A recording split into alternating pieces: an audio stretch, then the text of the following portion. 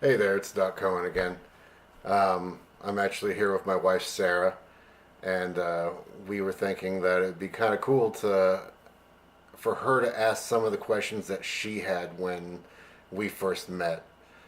When we first met over 4 years ago now, she had a very kind of limited viewpoint of the military and had some opinions that might have been kind of one-sided and not really um, from having the most information.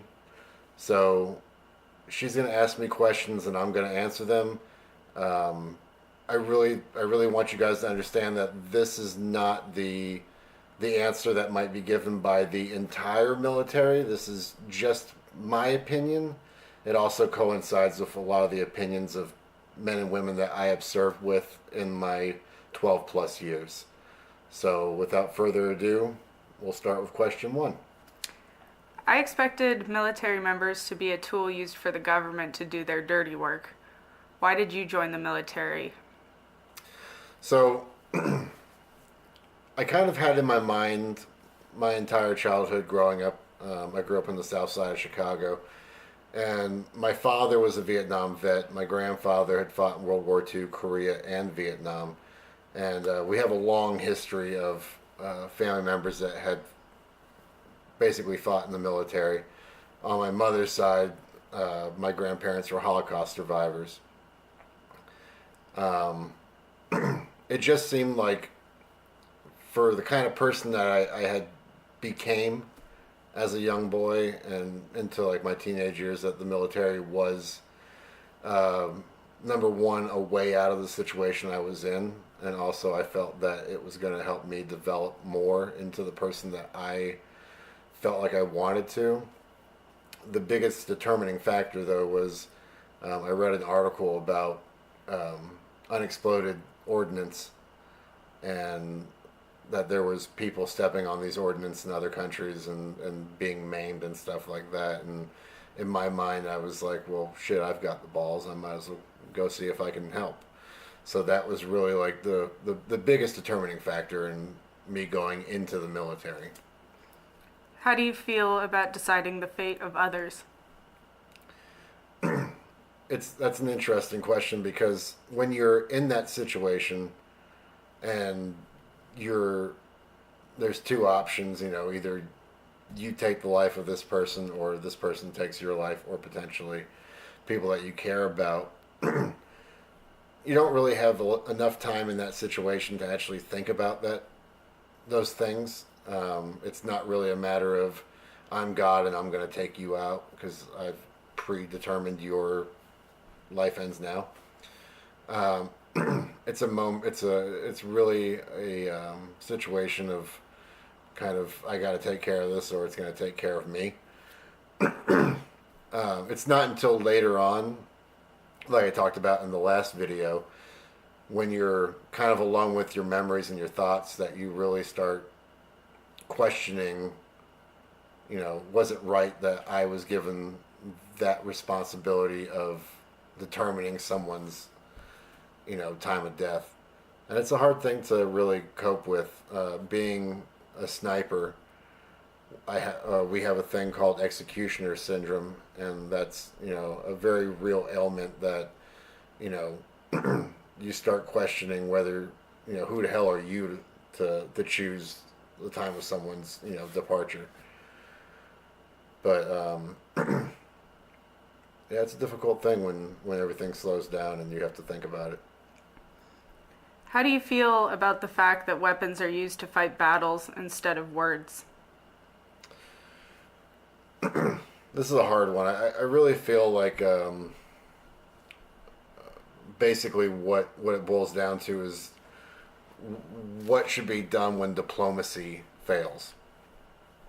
Diplomacy, of course, being a bunch of people in suits and ties in a room trying to argue over what's the best situation to go about. If you think about it, and you could even like put it into the context of the government we have in power right now, it's very one-sided. Like the people who are running this country right now are doing things for their own gain, and that's essentially what a lot of conflict arrives from is that you have one person that's doing something for their own benefit and they're not thinking about the bigger picture, and that is their people and the survival of their, infrastructure. So at some point in time, diplomacy is going to fail. And then what happens is there has to be somebody to step in and have the intestinal fortitude to say, I'm going to protect the people that can't protect themselves.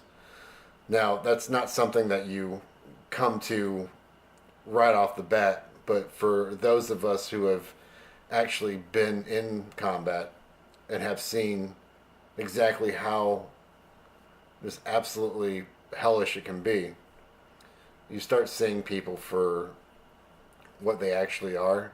And a lot of people can't look at themselves in the mirror and know that they can do the thing that needs to be done. There's a quote that says that people rest peacefully at night knowing that rough men stand ready to do evil deeds on their behalf. That's very true. It takes a very special kind of person to be able to put aside their fears and their reservations to think about the greater good. Well, it's been stated that there have been 18 school shootings in 2018. How do you feel about weapons being constantly used to solve our world's problems are now affecting children with their problems on the streets or in schools? It's difficult, and I guarantee if you ask any other veteran how they feel about that, um, have some really extreme point of views on that. It's difficult. I have certain viewpoints on what kind of weapons should be allowed just in the civilian market and who those weapons should be allowed to go to. Um, I think that gun safety is very paramount. I mean, it's when in the army when you went to BRM, which is basic rifleman marksmanship, the first thing that you learn is weapon safety. We know instinctively how to safeguard and make sure that our weapons are going to be, you know, as safe as humanly possible. I think one of the big problems is that people are very negligent when it comes to owning firearms, and that, their children or the people that are around them have easy access to those weapons, and there's not enough. I don't think there's enough counseling in schools. I don't think there's enough accountability, and there is way too much just social stimula out there promoting violence and just making it seem like it's okay. It doesn't even have to be violence. It can be, you know, the amount of sex that is on TV that is causing young boys and girls to have a very skewed viewpoint of what is acceptable. And I'm not here to preach or anything like that, but it's like when I was a kid, that shit wasn't out there. You didn't turn on the TV or on, well, we didn't have computers, but you didn't turn on the TV and see, boobs everywhere. And I never in my childhood did I ever think about, I'm going to grab my dad's gun and shoot up the school because I'm fucking, deranged in the head. It's a huge clusterfuck in our society right now, and there's nothing out there that is helping. There's even children fighting with like the Taliban though that have weapons and are shown that that's how they deal with their issues over there, right? Yeah.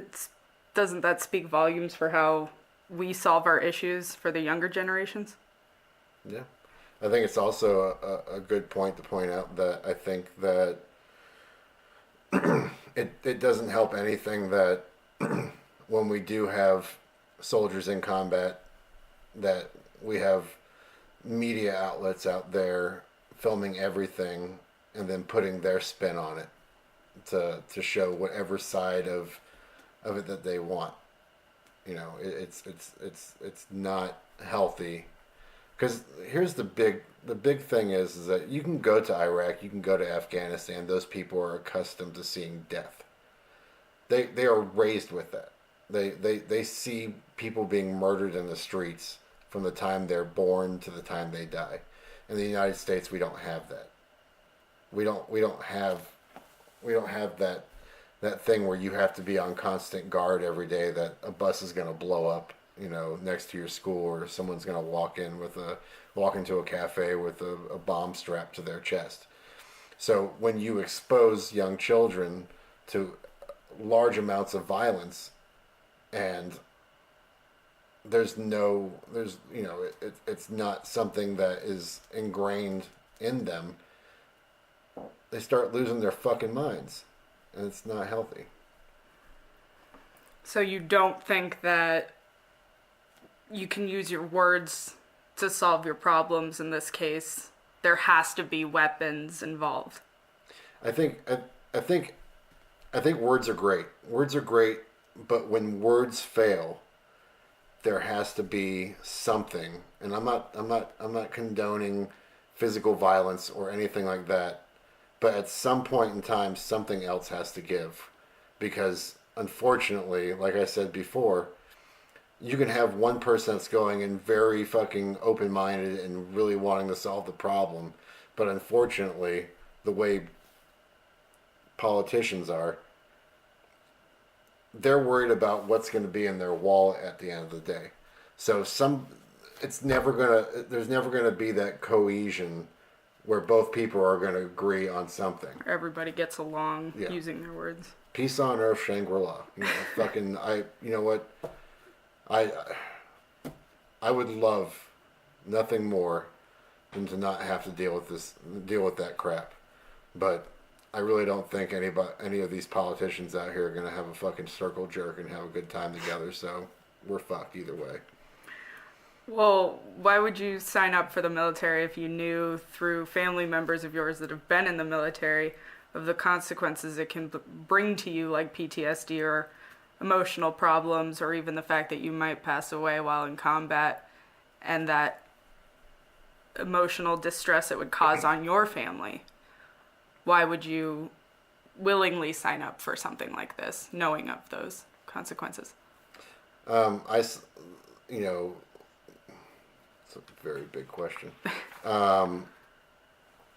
I realized at a very young age, I had to raise my little sister. My parents were really never there. I realized at a very early age that I was the kind of person that could shoulder more than the average person. I realized that very early on that there's doers and there's people who talk about it. And we can sit back and we can talk about, let's all hold hands and fucking sing Kumbaya and all that other crap. But at the end of the day, those people are going back to their cozy little existence, and they don't have to think about it 24 hours a day. My problem is that I couldn't stop thinking about it. I knew people were dying. I knew that those people couldn't defend themselves. So I figured, well, if I'm strong enough, then it is morally my obligation to protect those who can't protect themselves. So it's almost like you sacrificed yourself in order for other people to not suffer from emotional problems and stuff like that. I sacrificed. People that had things that were greater than you in other countries. Yeah. The way I always looked at it was I sacrificed some of the best years of my life so others wouldn't have to sacrifice theirs. Okay.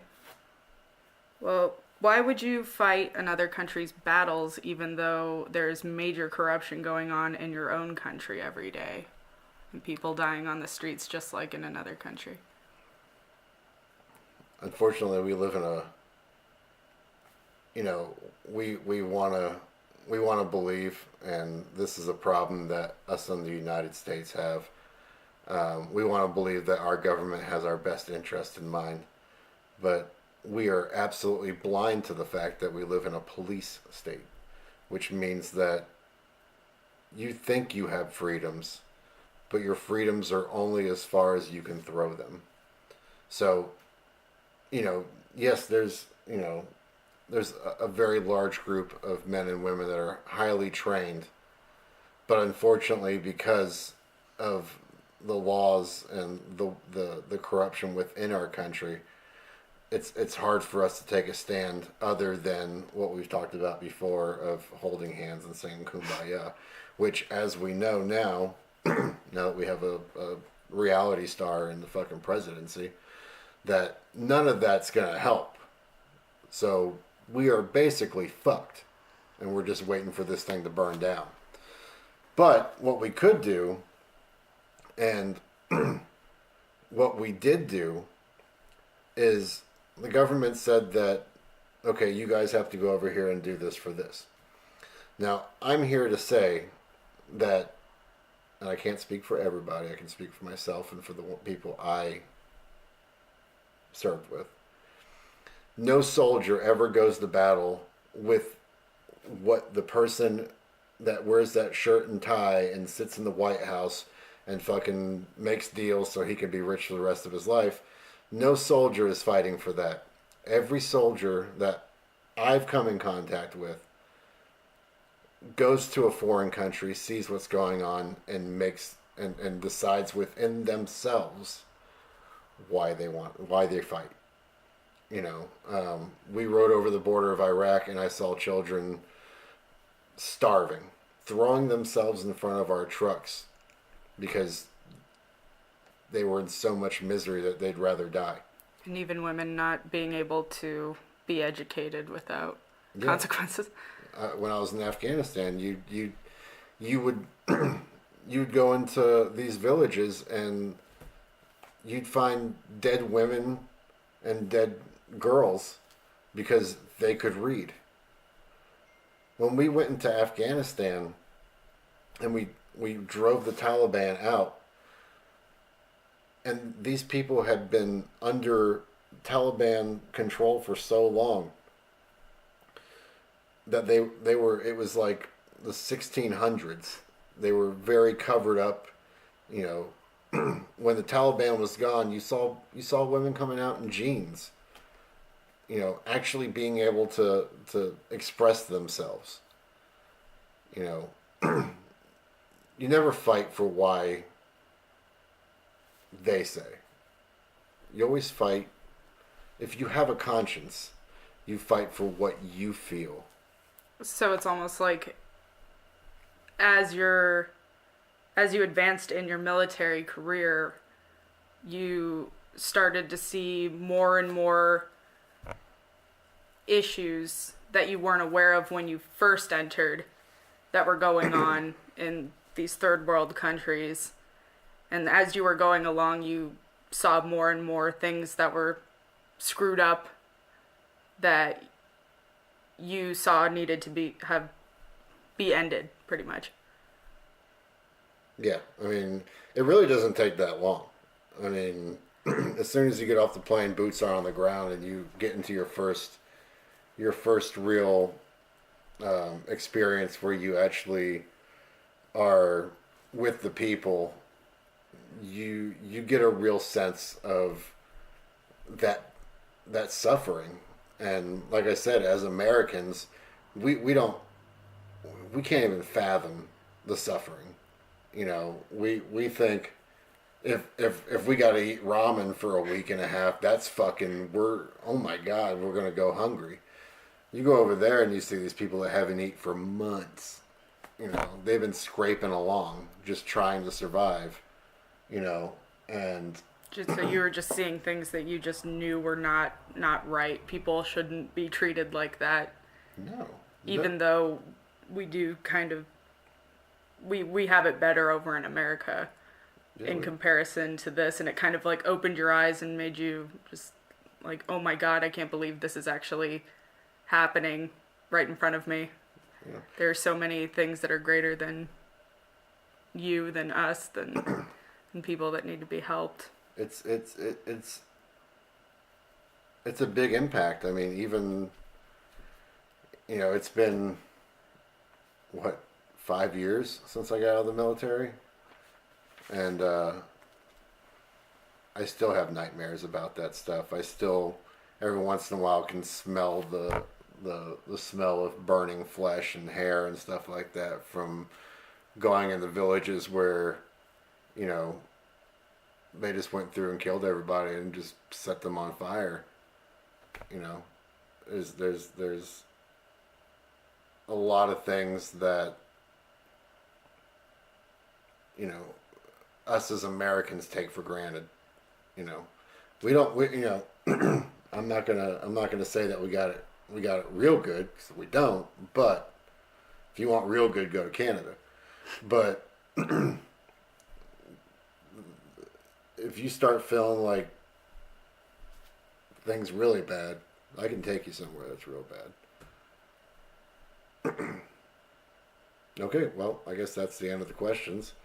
Um, like I said, if you like this video, hit like, subscribe if you want to, and if you have any questions or any comments or anything that you'd like to see, post it below, and I will respond back to you and maybe make a video. Thank you guys. Have a good one.